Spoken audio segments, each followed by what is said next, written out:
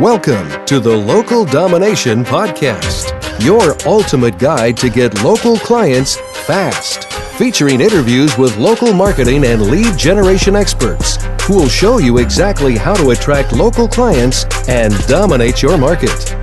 And now, here's your host, Doran Aldana. All right, welcome everyone to another episode of the Local Domination Podcast, your ultimate guide to getting local clients fast. We have another kick-ass interview for you, and this one is with the one, the only, Alex Genadinik. He is an absolute expert when it comes to SEO, local SEO in particular. He hails from the Ukraine, but he's been in New York for the last 5 years. He's just moving to Manhattan, the Big Apple, the city that never sleeps, in the next few weeks. So exciting times. He's moving on up. He's the he's a 3-time best-selling Amazon author on a variety of different business topics, including business planning, event planning, local marketing, etc. He's a business coach and a business instructor in terms of marketing and growing local businesses. He's created over 100 courses on Udemy for marketing, sales funnels, project management, etc. But the area we're really going to peel back his cranium on and uncover his ninja secrets with today is on local SEO, local search engine optimization, and really how to dominate on the local search. So I'm really excited about this conversation. And without further ado, Alex, thanks for being with us today. Well, thank you for having me, and thank you for that wonderful introduction. Yeah, it's always nice and convenient when it happens to be true, right? So that's always a bonus. Always a bonus. So why don't we kick things off, Alex, with a little bit of your background and your story. How did you get into SEO, local SEO, and how did you become such an expert on these, variety of different business growth topics? I'm curious. Just give us a little bit about your story. Well, I started out as a software engineer, believe it or not, and I knew nothing about business. This is long time ago, but I had my own ideas. And what I found was when I was putting my websites together for my ideas, I had no idea how to get traffic, but I started seeing in analytics, I was like, people are actually searching some things and coming to my website. How do I maximize this?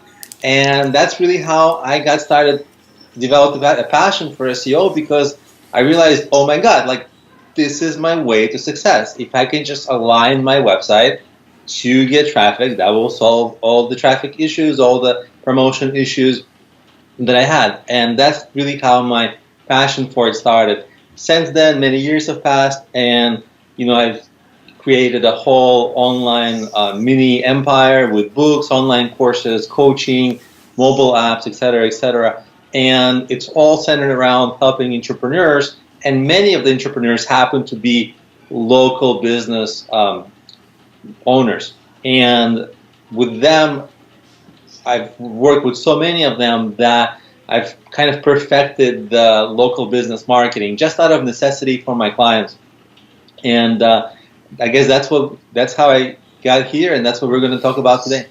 Very cool. So it started out you just trying to crack the code for your own business, try to get more exposure, more reach, connect with the right people, and be able to have more traffic, more eyeballs of the right people reaching your business for the obvious purpose of doing more business.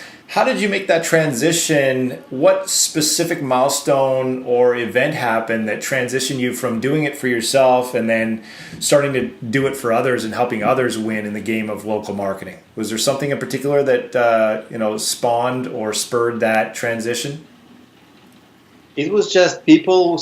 As I started becoming better at being an entrepreneur, people started coming to me for coaching and asking me questions. At first I was, it's very surprising when people want your advice and opinion. And then as you help more and more people, essentially you just really grow your own expertise.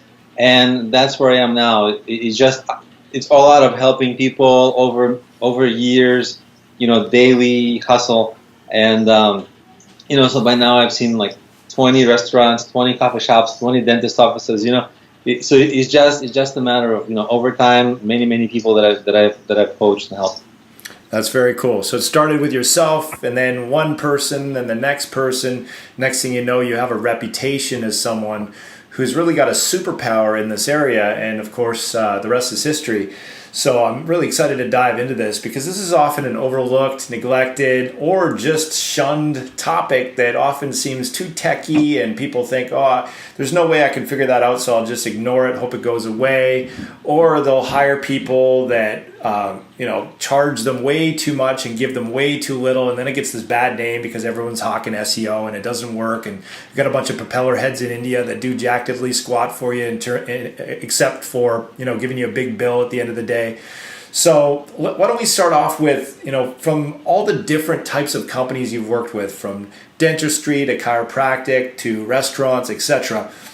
What are some of the common misconceptions or myths that they fall prey to when they look at local SEO and when they look at trying to really dominate on the local search? What are some of those things that are misconstrued misconceptions and myths that we need to shatter today? Well, it's not even the local search that's the starter of the conversation. When people first come to me and I ask them, so, what have you been doing, or what are you already trying? Almost unequivocally, I get the same answer, which is, Facebook, Instagram, maybe Twitter, business cards and flyers. This is almost 85% of the time. No matter what the person's business is, that's what I hear. And it's not because those are the right strategies, it's because those are the most apparent for people. And so everyone falls into this problem of trying to spam Facebook or trying to use social media, where for a local service, these are proven businesses that have been around for a long time, like a cleaning business, a home repair, these kinds of businesses, dentist office, whatever. And so people search for them. When people need them, people search for them. Most of the time, people don't need them. And as much as you'd hate to hear it, most people, most local businesses, they're boring. Cleaning business, home repair, people, lawn care, people don't want to be dealing with it anyway. So if you reach out to them on Facebook when the timing's not right for them, they don't want to be dealing with it. They don't want to hear about it, right? But the only time they want to hear about it is when they actually need it. Either they need a dentist, or they need to find a lawn care service, or they need something repaired in their home, or whatever. Then they need it. And the only time to capture them at the time when they need something is when they're actively looking for it. Because at all other times, they're busy with something else, and they don't want to be bothered with your home repair services, right? So they are a much better lead when they come to you because the timing is right for them. So, and they only come to you when they're seeking it out, which means search.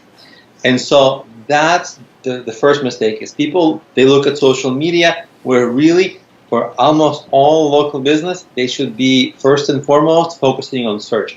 I'm not saying don't do social media. I'm saying social media for this type of business is secondary and search is top priority. Now, the second mistake people make is they try to, like you said, they don't want to deal with it. They try to hire somebody, and there's a whole industry of spam, bad SEO. And I have myself gotten a glimpse of just how bad this industry is, because about 2 months ago, I was hiring extra help for my own SEO. I don't need them to provide the expertise. I just needed them to provide the work. And so I was trying different websites, freelancing websites online, and the service offered was so bad. People were billing time that I know they didn't do. They just didn't even have the time to, physically do the work, and then they billed me for the hours, or the work they did. It was they said they'll do one thing, they did something else. It's beyond bad. I was really, I knew it was bad, but I was really disappointed. And I'll tell you this, for your listeners, almost none of my clients, I don't remember when was the last time that they said they successfully hired a SEO freelancer, because they just don't get results. and because they're usually bad, and everybody says, "Oh, I'm an SEO expert," and so, but so there's a low barrier to entry here. So I'd strongly encourage your listeners to actually learn how to do it on their own, and it's actually not that hard. It's really not that hard. Of course, like with everything else, at first it's a struggle, but it's not that bad, I promise. So these are really the two mistakes: going, Facebook when you should be doing search, and hiring really bad or general freelancers.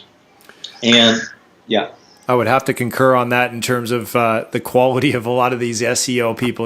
They don't often know what your target keywords are. They're doing a lot of spammy black hat tactics that frankly suppress your rankings as opposed to improve them. And so it's really important if you are going to delegate this. I know you're a do-it-yourselfer proponent, and frankly, I may have some pushback on that because I'm not much of a do-it-yourselfer. I like to delegate all of my weaknesses and double down on my strengths. So I may give you a little bit of a devil's advocate on that. But I think the principles you're about to share with us, whether we decide to delegate it or not, will be mission critical regardless. And it's just a matter of getting competent, confident staff to cover that stuff and make sure it's done right. Because at the end of the day, it is absolutely mission critical that we show up. We don't just show up, but we position ourselves as really the only logical choice on the local search results. And as we all are probably well aware, a big part of the local search is also reviews. So not just getting top ranking, but getting top positioning. And we'll come back to that in a moment. But I heard a stat, Alex, that 87% of local searchers, consumers who are doing a local search for a particular product or service, go to that particular business within 24 hours. So if they find you on the local search and they deem you to be the best option, whether it be proximity, whether it be positioning with best reputation or a combination thereof, they will go to your business within 24 hours. That's a hot for what you got, committed prospect. That is not a tire kicker. That's not a Looky Look. That is a real deal, hot for what you got, red hot buyer. Would you agree with that? I would agree with that. I don't know the exact study you're referencing, but the numbers sound approximately correct. I'll even further back that up by saying not only do they visit your business, but these are they're not tire kickers. They're not looking. They actually, this demographic, people who search and then visit your store, ending up in some kind of a transaction at a high rate.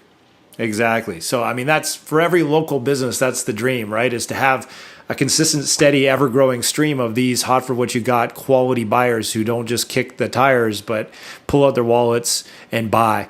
So that's really what we're talking about, is how to engineer your local search results so you get more of that. So break this down for us, regardless of whether we decide to delegate it proficiently and effectively with sound strategy, with competent staff, or whether we decide to do it ourselves. Break it down for us, Alex. How do we go about doing this the right way? Well, I'll break it down for you, and actually, you'll see how easy it can be, and then you'll be like, oh my God, it's easier for me to do this than to explain it to somebody and delegate it. It's possibly that easy. You're getting me excited just thinking about it. It sounds pretty easy peasy lemon squeezy. I'm excited. Let's hear it. I like your sayings, by the way. It's easy, and the one you talked about when you said the Looky Looks. What did you call them? The Looky Loos, the tire kickers. Yeah, I've never heard that before. Yeah, my buddies say I should write a book called Dornisms. I'm sure I'll sell millions, or at least one to my mom. Well, hopefully. With an exciting topic like that, hopefully. Oh yeah. Anyway, compelling, very compelling topic. So all you have to do is really, we have a podcast, so I can't show the research results, but with my clients, I literally share my screen with them and show them, because all local search results in Google, they're almost like in a template. There's only 4 types of things that ever come up. And if you think of types of things, you'll see how easy it is to do.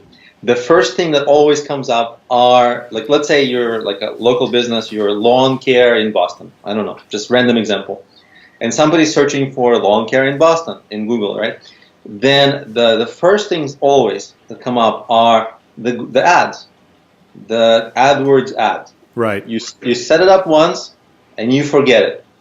The only thing I'd say on that topic, for that you can outsource because you set it up once and you forget it. The only thing I'd say is don't just set up the ads, set up the ad retargeting. This is essentially the ad, once people go to your site and leave, it's an ad that follows people around the web and beckons them to come back to your site. So the first thing is the ads takes only like less than a day to set up for a newbie and less than an hour to set up for a professional, and you're done, right?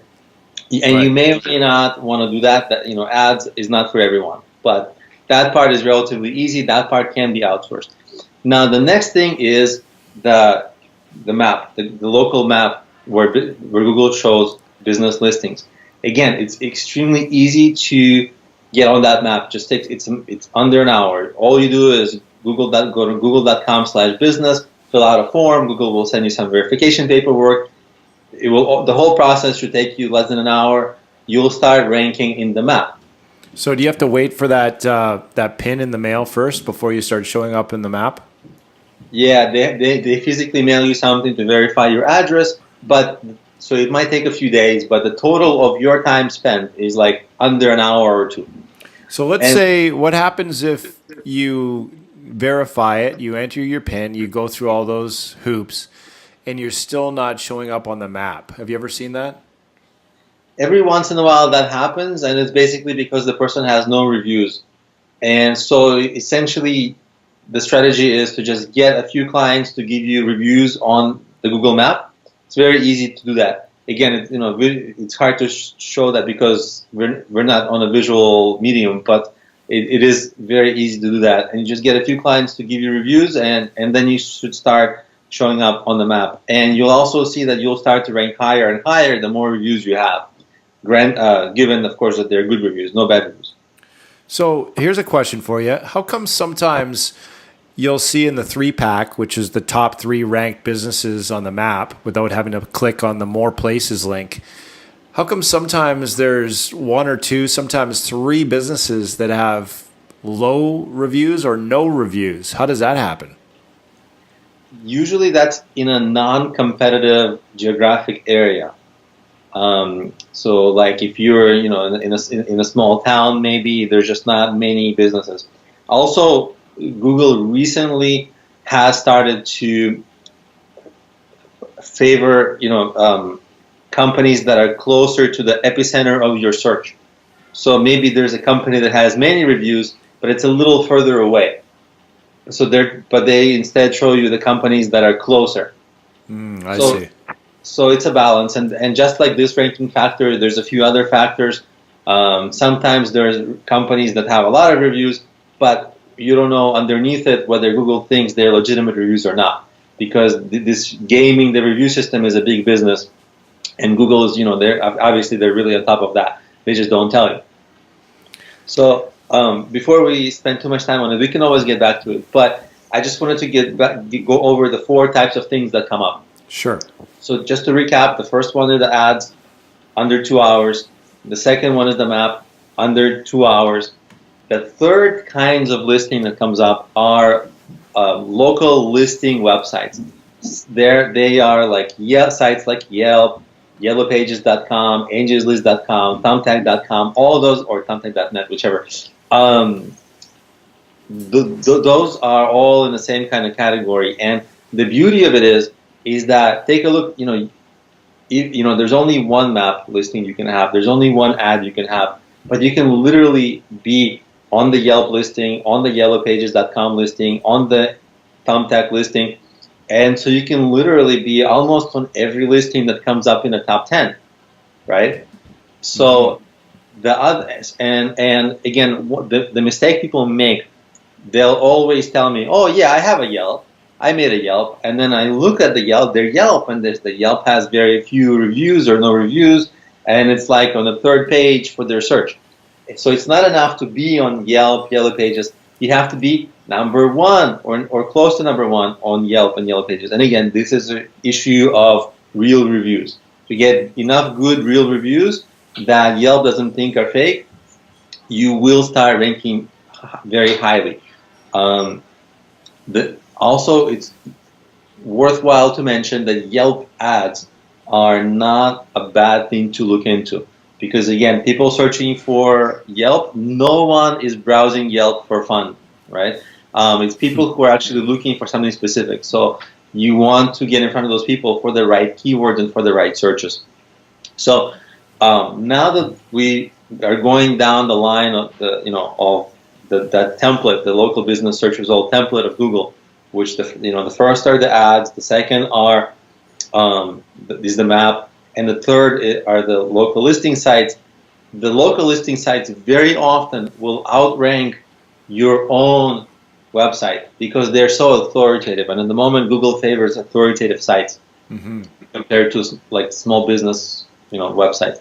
And really the fourth kind of thing that comes up is individually owned business websites. So your listeners, your websites, and those are the hardest things, surprisingly, to rank because usually small business websites have low authority and maybe they're just not old enough to haven't aged in Google or maybe haven't done proper SEO. And the Yelp and YellowPages.com, obviously they have 20 years of SEO that they've done, or 15 or something like that.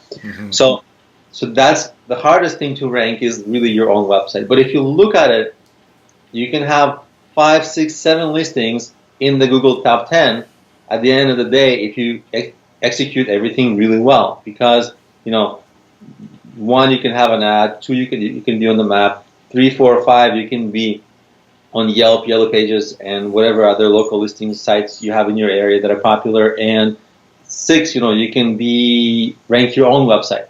So Google SEO, local SEO is not really about so much ranking your own website. It's more about dominating the options that are currently there. That makes sense. If a person who executes this really well, they'll have like 4, 5, 6 mentions of them in the Google top 10, and that's really powerful because if a person who's a potential customer is browsing, they see one result, okay, they look at you, they go to another one, oh, it's you again, okay, they want to see some variety, they go to the next result, it's you again, and they're like, wow, this is an amazing, this must be the company, right? Or they just, or in the worst case, they get so irritated and annoyed, they don't want to keep looking forever that they just call you. I'm so irritated. This person's too awesome. I'm just going to give in and give them my money because they're just too awesome to resist. Yeah, well, they won't be finding your competitors because every time you rank somewhere, that means you're pushing down a competitor. And I'll say one more thing about this is that voice search. So I think we're done with that template. And I hope it's clear for your listeners what to do and how to do it. I know we didn't go into tremendous depth, but I think it's enough for people to take it and run with it.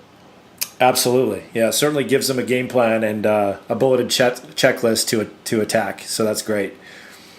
Yeah, it's exactly that. It's like literally, what the priorities are, what's the first thing, second, third, fourth. I also, because we're talking about local search, right now there's a really new thing happening in local search, and this is voice search. And voice search is, I don't have the exact statistic in front of me, but it's supposed to eclipse written search by something like 2020. This is not to say that written search is going down. This is to say that voice search is growing like crazy. Now, there are a couple of types of voice search. Sometimes it's somebody like, play me song 1, play me another song, play me another song. We don't care about that, obviously. But there's a lot of voice search, or if you're at home, like Alexa or something, those are also considered local searches. But, Alexa, like, turn on the lights. We don't care about those kinds of searches. But home devices, when something breaks, right? People are like, where's the hardware store? Where can I get this? Where can I buy that? Those kinds of searches.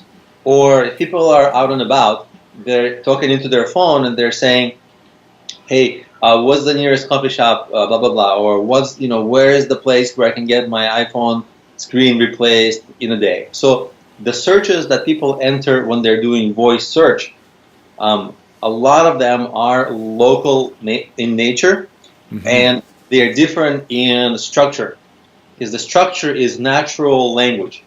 Whereas if they type stuff into Google, remember that example we gave of, Boston, lawn care, right?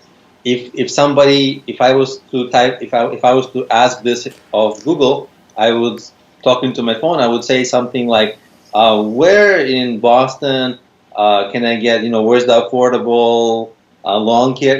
I might throw in a few words, and I might ask it in a question-like form. Or like, what's the best Boston lawn care? Look online for best Boston lawn care, something like that. Yeah, or which bar has such and such beer, or whatever, like which restaurant has this kind of cuisine that I like, or this dish. So what's happening is that because it's in question and answer form, it's kind of bringing back the FAQ, that whole thing. Because if you have the exact answer to in a question on your site, Google will pull that up more readily, obviously, than if you don't. And also sometimes you want to be conscientious of how you structure general text on your site, because people will search longer tail or a variety of keywords on when they're searching with voice. And that's something that's happening, now it's still somewhat early, even though a lot of people are using it, but it's really rapidly growing. So that's another kind of a nugget that I wanted to make sure to mention, because this is the shiny new thing in local marketing. And I imagine the next pregnant question begging to be asked is, how do you know what review sites to be on for those local voice searches? And I imagine that will look different depending on whether you have an Android phone versus an iPhone. Is that true? Well, if you're searching, there are different search engines that actually work there, right? So now I'll tell you, I'm not a user of these things. It's for the air quotes young people, right? Right, the millennials, as they call them. Yeah, but obviously Android is going to use Google search, and Apple, I'm actually not certain what they're going to use. I think they have their own thing. I think Apple Siri uses Yelp for a lot of these local. Like if you ask best restaurants in Los Angeles, as far as I know, Siri's linked to Yelp and the Yelp database. Generally, my answer to the question would be, the long form answers and the long form text. That's something generally that people put on their own sites, because for the long tail stuff, you'll probably be, for the short tail searches like Boston lawn care, you'll be competing with every Boston lawn care company that there is, which probably is like 100 of them, or maybe, I don't know how many, but maybe. When you do target the long tail searches, you'll be competing with maybe 1 or 2 or 3 of them. So it's much easier for your actual website to rank much higher for the long tail searches. So that I also focus largely on your website to have that. Okay, that makes sense. So what I would suggest for people who are wondering how to optimize for these, grab a friend who has a different kind of phone than you do. So if you have iPhone, try it on the iPhone, do some voice searches and see what comes up for your category of business. If you don't have an Android, invite a friend over for a drink or for dinner and try their phone and do the same search. Chances are it's going to come up a little different. There'll be a little bit of a different nuance in how it's showing up, the different sites that come up. So just take note of the sites that come up, and then you just want to dominate. If there's a bunch of review sites that come up, you want to dominate on those review sites. If they're long tail searches, then obviously, as Alex mentioned, that's more a local SEO for your actual website domain.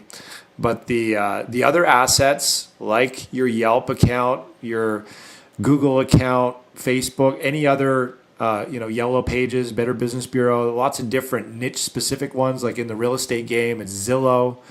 So you want to just pretend you're a prospective customer or client or patient and do the search yourself for relevant keywords and see what comes up. That's the best way to find out what people are actually seeing when they do the local search.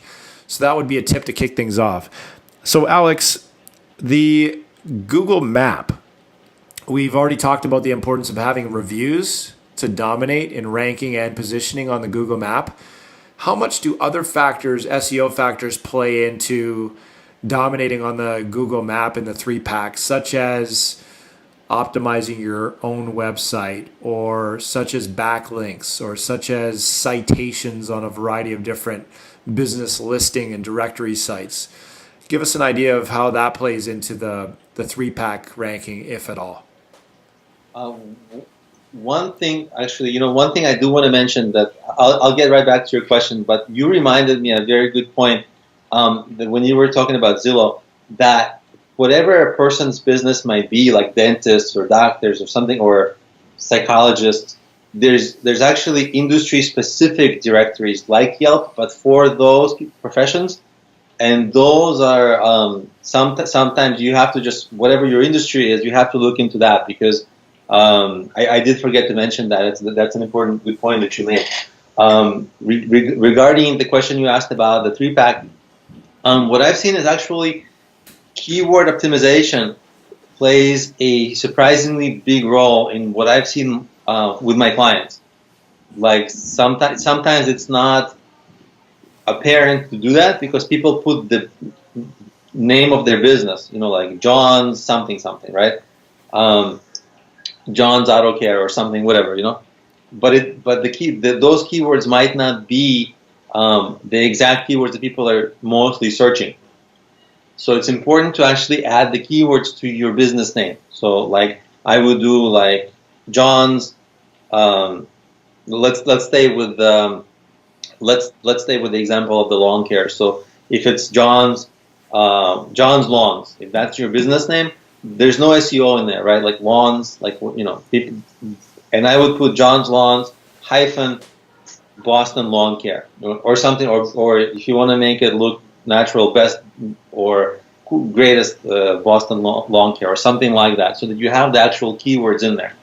So your Google business account doesn't have to be a verbatim replication of your business name. You can actually have your search engine optimize local search keywords embedded into the Google My Business account name. Yeah, I mean your business name, your official business name, doesn't have to, like I have a local listing and it's something that I made up, like I don't even know what it is. It's something like business coaching by Alex, but that's not my actual business, So there's no constraint there. Wow. So that's a really, really huge distinction, guys. So often we just assume because everyone else is doing it, the smart way to do it is just follow the herd and do it the way everyone else is doing it and just put your business name in there. Little do we know we're often killing our chances of dominating on the 3-pack by not putting the target keywords that people are going to be searching for when they do that local search right into your business listing name. That's huge, guys. So I just learned something really important. So that's huge. That's awesome. Yeah, and that 3-pack is tremendously important. I mean, if you think about people looking on their phones, I mean, I don't know about other people, but for me, on the phone, that just takes up so much real estate that as a business owner, I really focus on that today. What percentage of the clicks, calls, and cash from local search do you think goes to the 3-pack in the Google Map? I don't have the data in front of me on that particular question, but I mean, if you look at every, obviously local searches can be from your computer and local searches can be from your phone, but they're really different searches and navigation in how they play out in usability. But if you look at from the phone, I mean, there is almost nothing that Google shows you that is like the results 1 through 10, right? it's so much of it is the map and the 3-pack, and then they easily let you expand the 3-pack to see more results. That for me, when I'm out and about, I mean, most of the time that's what I end up landing on, just because of how they structure the phone usability. Mm-hmm. On the desktop, obviously, it's much easier to navigate more results. So when people searching on desktop, their spread of the 1 through 10, or it's not really the 1 through 10, right? It's like the map is 1, so map is 0, I guess. The spread of the 0 through 10 is a much broader. Mm-hmm. That makes sense. So obviously the Google map is really the 8,000-pound gorilla we want to focus on, because chances are that's where the lion's share of the clicks, the calls, the cash are going, because that's the most dominant thing that shows up on a Google local search is that map. And certainly the companies with the best reputation on the 3-pack are going to get the lion's share of that traction, of that traffic. So you guys definitely want to dominate on that. If you have not heard of the Testimonial Engine, which is the software we provide, at mytestimonialengine.com. You just definitely want to check it out. It automates the entire process of getting Google reviews, getting reviews in general from your clients, patients, customers, and then getting them on key review sites like Google, Yelp, Facebook, and any niche specific review site that matters to you. So if you guys haven't checked that out, definitely go to our website, mytestimonialengine.com. You can even click on the free demo button in the top navigation panel and get a free demo. But that is a secret sauce shortcut to success when it comes to getting reviews and getting them on the review sites that matter. So there's a shameless plug for the Testimonial Engine. You guys definitely want to get that system in place, because if you don't have a system, you're relying on whim and motivation and memory. And as Dr. Phil would say, how well is that working for you so far, right? Chances are not so well.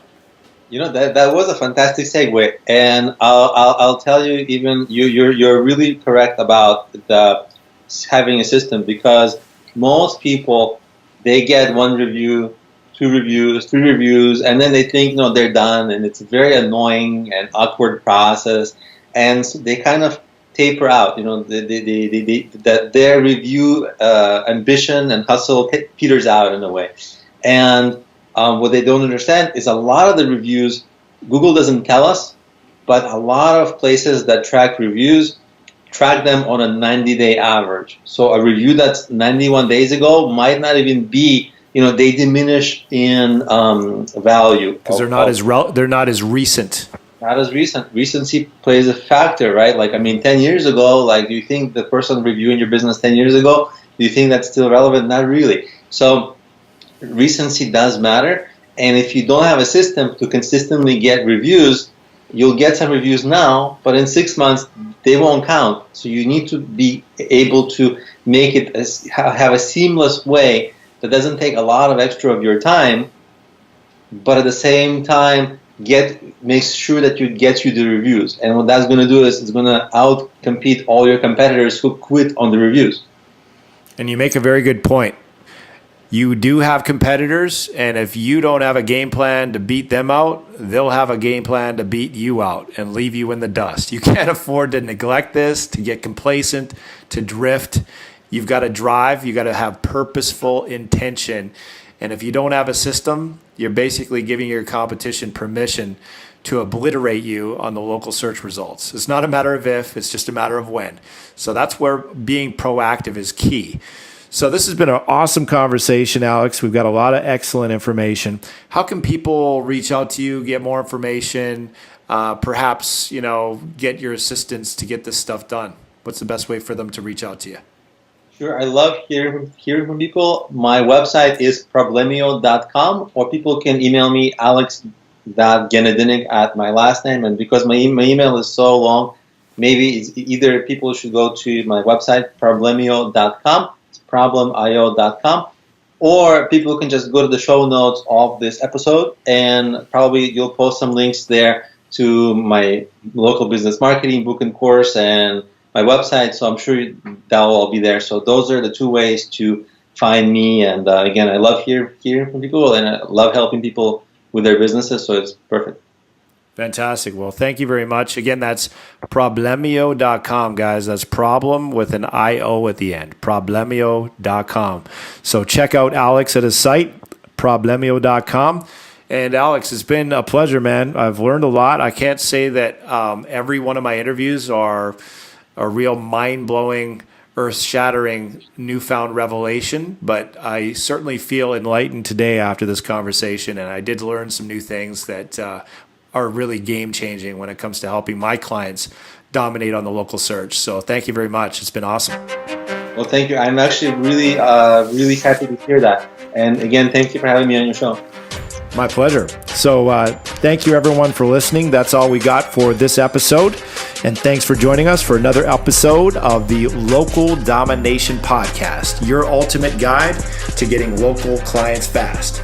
So if tips galore that help you soar is what you adore, know this, we've got more in store.